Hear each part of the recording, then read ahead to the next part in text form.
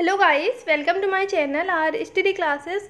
तो जैसा कि मैंने आपको पार्ट 1 में क्लास 10th के हिंदी काव्य खंड के अंतर्गत रसखान जी द्वारा रचित कुछ सवैये बता दिए थे, तो अब हम उसके आगे के सवैये के बारे में जानेंगे। तो आइए देखते हैं कि रसखान जी ने क्या कहा है। जातिन देवानंद को छोरा यौवन धेनु चराए गयो है, मोहनी ताननी गोधने गावत बेनु बजाए रिझाई गयो है। वह दिन सो कछु टोना सो कहे रस खानी हिये में समाई गयो है, को न कहू की कानी करे सिगरो ब्रज वीर बिकाई गयो है। इस पद में ब्रज की गोपियों पर भगवान श्री कृष्ण के मनमोहक प्रभाव का सुंदर चित्रण किया गया है। जातिन ते वो नंद के छोरा, इसमें एक गोपी दूसरे गोपी से कहती है कि हे सखी, जातिन ते वो नंद का छोरा, जिस दिन से वो नंद का लाडला या वन, इस वन में धेनु गाय चराए गयो है, गायों को चरा गया है। अर्थात वो कहती हैं कि जिस दिन से वो नंद का लाडला बालक इस वन में आकर गायों को चरा गया है, मोहिनी ताननी, और अपनी मोहिनी तान सुनाकर गोधन गावत, गोधन का मतलब होता है कि जब हम गायों को चराते हैं उस समय एक प्रकार का गीत गाया जाता है, उसी को बोलते हैं गोधन। अपनी मोहिनी तान सुनाकर और गोधन गाते हुए बेन बजाए रिझाए गयो है, और बंसी बजाकर हम सबको रिझा गया है। वह दिन सो कछु टोना सो के, वो कहती हैं कि उसी दिन से ऐसा जान पड़ता है कि जैसे वो कोई जादू सा करके रसखान हिये में समाये गए हो, जैसे वो हमारे मन में समा गया है। को न काहू की कानी करे, कानी का मतलब होता है चिंता। अब कोई भी किसी की चिंता नहीं करता है। सिगरो ब्रज वीर, तो ऐसा मालूम पड़ता है कि जैसे सिगरो संपूर्ण ब्रज ही बिकाए गए हुए उस कृष्ण के हाथों बिक गया है। काव्यगत सौंदर्य की बात करें तो भाषा ब्रज, शैली मुक्तक, छंद सवैया, रस श्रृंगार, अलंकार अनुप्रास, गुण माधुर्य। तो आइए अब देखते हैं कि अगला सवैया क्या है और इसमें रसखान जी ने क्या कहा है। कान्ह भये बस बांसुरी के, अब कौन सखी हमको चाहिए, निस दोष रहे संग साथी लगी, या सौतिन तापन क्यों सहिए, जिन मोहि लियो मन मोहन को, रस खानी सदा हमको दहिए, मिली आओ सब सखी भागी चले, अब तो ब्रज में बांसुरी रहिए। कान्ह भये बस बांसुरी के, इसमें एक गोपी दूसरे गोपी से कहती है कि हे सखी, श्री कृष्ण अब बांसुरी के वश में हो गए हैं, अब कौन सखी हमको चाहिए। हे सखी, अब हमको कौन चाहेगा, अर्थात अब हमसे कौन प्रेम करेगा। निस दोष रहे संग साथ लगी, निस दोष का मतलब होता है दिन रात, रहे संग साथ लगी, ये बांसुरी जो है रात दिन उनके साथ लगी रहती है। यह सौतिन तापन क्यों सहिए, ये सौतिन, सौतिन का मतलब होता है सौत की ईर्ष्या, तापन संताप को क्यों सहिए, क्यों सहन करेंगी। अब ये गोपी सौत की ईर्ष्या के संताप को क्यों सहन करेगी। जिन मोह लियो, जिस बांसुरी ने मोहित कर लिया हो मनमोहन को, अर्थात श्री कृष्ण को अपने प्रेम से मोहित कर लिया हो, रस खानी सदा हमको देयो, वो हमें सदा ईर्ष्या से जलाती रहेगी। मिली आओ सभी सखी, हे सखी आओ अब हम सब मिलकर भागी चले, अर्थात ब्रज को छोड़कर कहीं और चले, अब तो ब्रज में बांसुरी रहिए, क्योंकि यहाँ केवल अब ब्रज में बांसुरी ही रहेगी।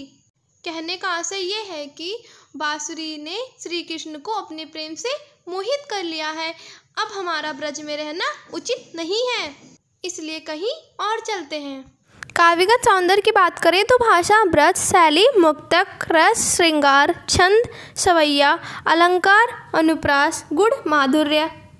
मोर पखा सिरे ऊपर राखियों, गुंज की माल गरे पहिरूंगी, ओढ़े पीताम्बर ले लकुटी बन, गोदन गौरन संग फिरूंगी। भाव तो वही मेरो रस खाने, सो तेरे कहे सब सॉन्ग करूंगी। या मुरली मुरली धर की, अधरान धरी अधराना धरूंगी। इस सवैये में कृष्ण के वियोग में व्याकुल गोपियों की मनोदशा का वर्णन किया गया है। मोर पखा सिर ऊपर राखियो। यहाँ पर रसखान जी ने कहा है कि एक गोपी दूसरे गोपी से कहती है कि हे सखी, मैं तुम्हारे कहने पर मोर पखा, मोर के पंखों से बना मुकुट सिर ऊपर राखियो, अपने सिर पर धारण कर लूँगी। गुंज की माल गरे पहिरूंगी। गुंज की माल मतलब गुंजा की माला, गरे गले में, पहिरूंगी पहन लूँगी, मैं अपने गले में गुंजा की माला पहन लूँगी। ओढ़ी पीतम्बर, पीतम्बर का मतलब पीला वस्त्र, ले हाथ में लकुटी लाठी, अर्थात मैं कृष्ण की तरह पीले वस्त्र पहनकर और हाथ में लाठी लिए हुए। वन गोधन, वन में गायों को गौरन संग, गौलों के साथ फिरूंगी, घूमती रहूंगी। और मैं गौलों के साथ गायों को चराती हुई वन में घूमती रहूंगी।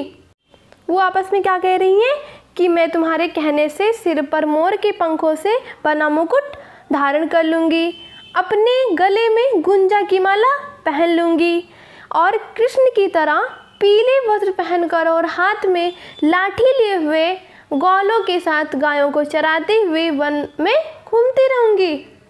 भाव तो वही, भाव तो का मतलब अच्छा लगना, वही जो मेरो रस खाने, मेरे रस की खान जो आपको अच्छा लगता है, सो तेरे कहे सब सॉन्ग करूँगी। सॉन्ग का मतलब श्रृंगार अभिनय, और तुम्हारे कहने पर सब श्रृंगार अभिनय करने को तैयार हूँ। या मुरली, ये जो मुरली है मुरलीधर की, कृष्ण की, अधरान धरी, अधरान का मतलब ओठों पर धरी रखी हुई, उनके ओठों पर रखी हुई अधरा न धरूंगी, मैं अपने ओठों पर इस बांसुरी को स्पर्श नहीं करूंगी।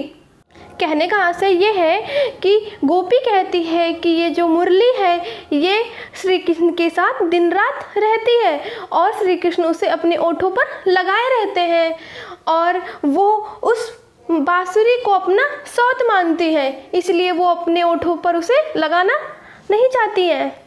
काव्यगत सौंदर्य की बात करें तो भाषा, ब्रज, शैली, मुक्तक, गुण, माधुर्य, रस, श्रृंगार, छंद, सवैया।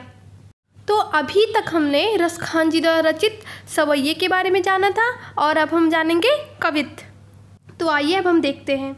गौरज विराजे भाल लहलही बनमाल। तो यहाँ पर गोपी कहती है कि हे सखी, गौरज गायों के चलने से उड़ी हुई धूल, विराजे भाल, भाल का मतलब मस्तक पर, लहलही सुशोभित हो रही है, कृष्ण के मस्तक पर गायों के चलने से उड़ी हुई धूल सुशोभित हो रही है। बनमाल, वन के पुष्पों की माला, और उनके गले में वन के पुष्पों की माला है। आगे गैया पाछे ग्वाल, आगे आगे गैया चल रही है और पीछे ग्वाल बाल गाते हुए मृदु मधुर बानी रे स्वर में, और पीछे मधुर स्वर में गाते हुए ग्वाल बाल चल रहे हैं। तैसी धुनी बांसुरी की मधुर मधुर, जितनी बांसुरी की मधुर मधुर धुन है, जैसी बंक चितवनी, वैसी बंक मतलब टेढ़ी चितवनी, दृष्टि मंद मंद मुस्कान रे, और धीमी धीमी मुस्कान है, अर्थात जितनी उनकी बांसुरी की मधुर मधुर धुन है उतनी ही उनकी टेढ़ी दृष्टि और मंद मंद मुस्कान है।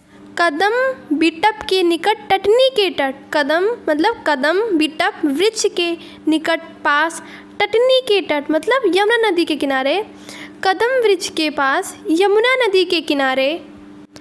अटा चढ़ी चाई पीत पट फहरानी रे, अटा अटारी पर चढ़ी चढ़कर चाई देख लो, पीत पीले, पट वस्त्र, फहरानी रे फहराना, अर्थात कदम वृक्ष के पास यमुना नदी के किनारे खड़े कृष्ण के पीले वस्त्रों को फहराना, जरा अटारी पर चढ़कर तो देख लो।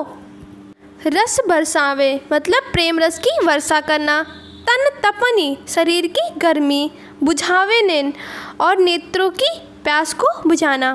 प्राण नि रिझावे प्राणों को रिझाना, वो आवे रस खानी रे अर्थात रस की खान। वो श्री कृष्ण प्रेम रस की वर्षा करते हुए शरीर की गर्मी और नेत्रों की प्यास को बुझा रहा है और प्राणों को अपनी ओर खींचकर रिझा रहा है। काव्य का सौंदर्य की बात करें तो भाषा, ब्रज, शैली, मुक्तक, रस, श्रृंगार, छंद, कवित्व, अलंकार, अनुप्रास, गुण, माधुर्य,